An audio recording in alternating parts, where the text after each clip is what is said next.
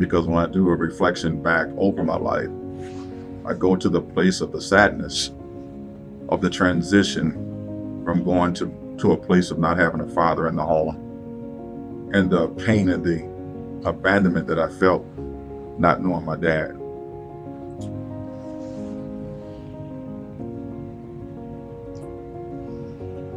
Not ever going to hear his voice, not ever going to see him. And I felt like he never loved me. When I went to my cell, I had to think about life. I had to think about the choices that I made. I had to think about the decisions I made and how I was affecting family. I went to prison, 7 years in a state penitentiary. And as I was walking in Elmira, I'm looking up and I'm trying to figure out, how did you get here? You never wanted to grow up to be a drug addict. You never wanted to grow up to go to jail. But you're here. But that was just the beginning. My 12-year-old daughter came.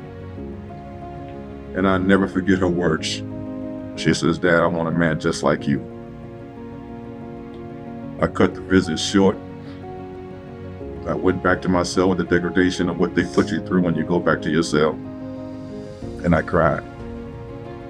And I said to myself, what have I been showing my daughter? A drug addict, a womanizer, a gangbanger, and other things that I have done. And I said, Waymon, you got to change.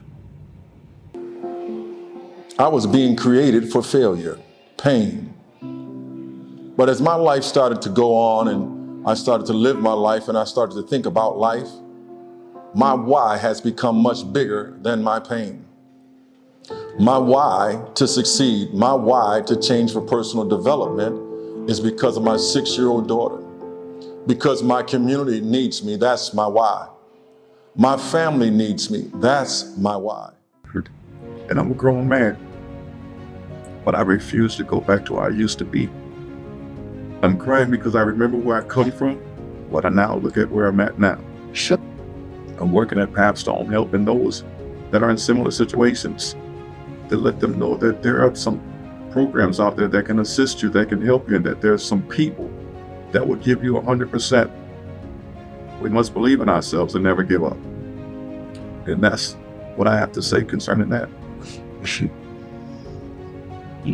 During that interview, Waymon let me know a little bit about his past experiences and how that made him relate to our participants. And for us, that's incredibly important because we do a lot of work with young adults who don't necessarily want to trust people who are working with them.